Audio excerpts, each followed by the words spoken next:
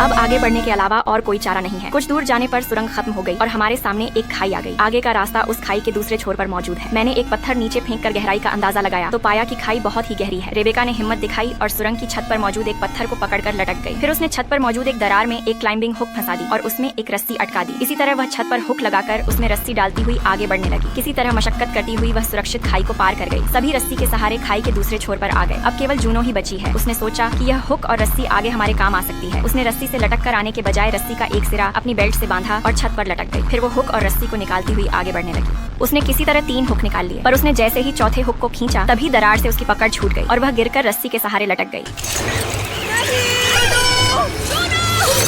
वो रस्सी एक हुक में अटकी हुई है। जूनो के गिरने के झटके से वह हुक भी निकल गया और जूनो नीचे गिरने लगी।